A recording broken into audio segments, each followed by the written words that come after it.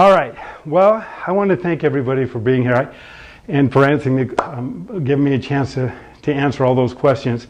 As far as the immune system is concerned, I wanted to read something to you because obviously diet's important today, and most people live to a large degree, and we all do, live on a lot of dead processed foods. And so I'm going to read something out of Dr. Morton Walker's book, which I think is somewhat enlightening. For many of us, we know this, but it's nice to be able to see the research to substantiate it.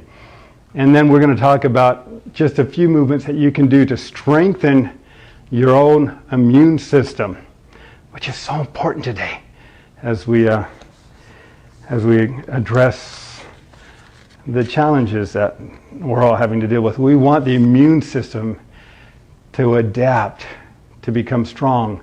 We want the T cells in our body to adapt quickly so they can respond quickly to foreign invaders, whatever they may be.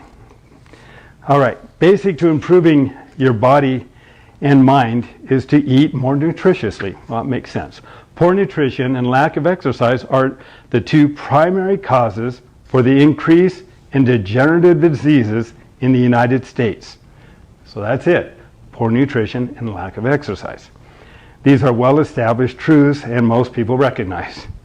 Even the bureaucrats that run our government recognize this. Finally, and now they are taking an interest in changing the lifestyles of Americans. More and more, the federal government has been taking an active role in setting up national food and nutrition guidelines. In February 1977, the staff of the Select Committee on Nutrition and Human Needs for the United States Senate under the chairmanship of George McGovern, former Senator of South Dakota, released the dietary goals for the United States.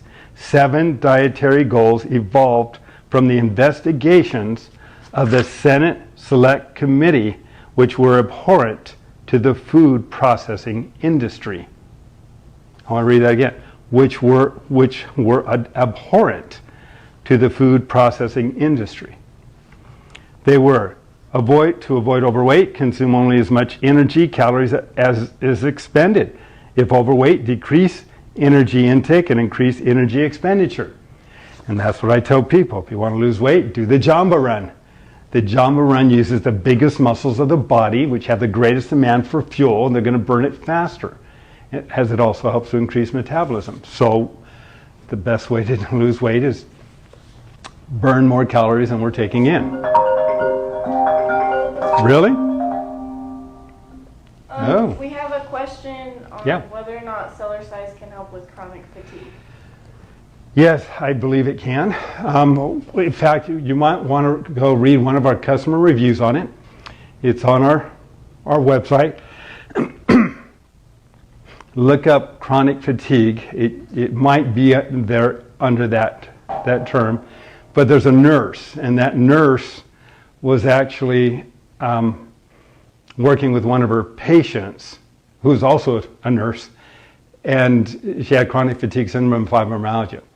And she tells about her experience in that journey and what Cellercise did for her. It's a great story, great customer review. Joni, Joanie. Wow, that's a memory. Look up Joni, Joanie, and read her customer review. She'll tell you how she did it.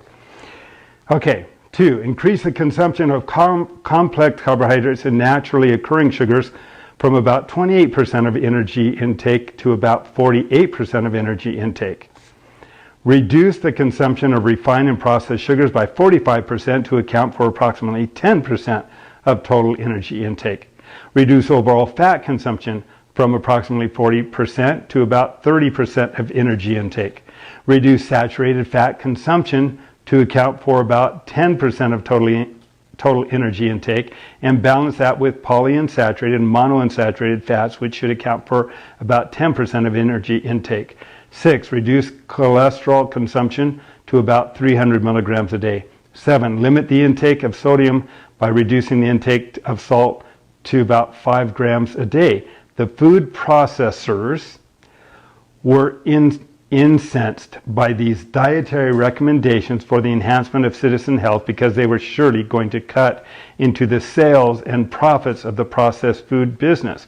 Consequently, it set into motion the powerful food industry lobby, which acted against the advocates of a return to localized agriculture and a simpler, less processed food supply. The lobby, in fact, was so powerful enough, it was powerful enough to have the Select Committee abolished December 31st, 1977. But before abolishment, Senator McGovern's committee prepared another report, Guidelines for Food Purchasing in the United States. The guidelines were intended to complement the Select Committee's first report on dietary goals, and they were just three things. Avoid pre-mixed, ready-to-eat and refined foods in favor of fresh foods. Number two, base food buying decisions on taste, price, and nutrition knowledge rather than advertising. Number three, as much as possible, purchase foods through cooperatives and farmers markets or grow your own.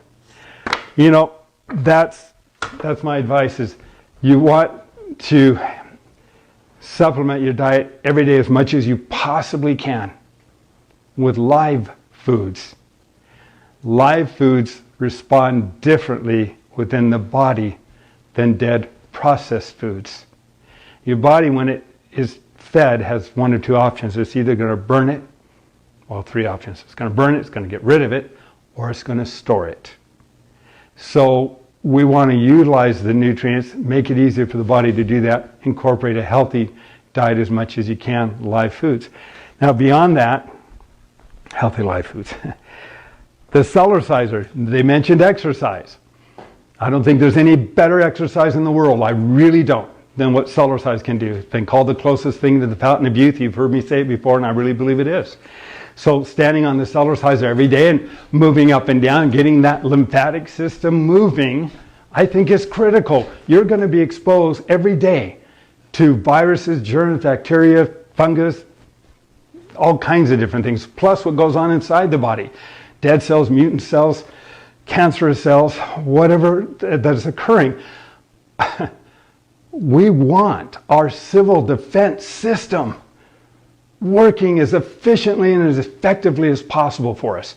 So every day that we get on the Cellerciser, we open up the lymph system. We get that circulating so it can work better, more efficiently. That's one.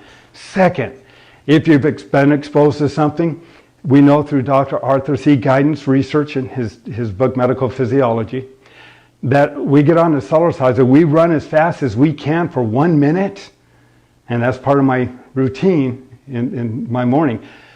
We'll increase the number of active white blood cells in our body by 10 to 15 times, and they'll stay there up to 1 hour. That's 1 minute of 1 hour of your own natural antibiotic. I can't say that enough. That today, with what we're exposed to, I think is critical. And just again, and you do it as you're comfortably able, but the Cellerciser will support you no matter how fast you try to run.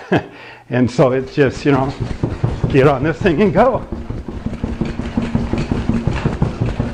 Do that for a minute. You'll slow down toward the end, and that's okay. But you're pumping, you're working, and your body's responding. That's another one. So beyond that, opening up the bronchial tubes and the lungs so we get more oxygen into the bloodstream. And that's, you saw me do that earlier. That's just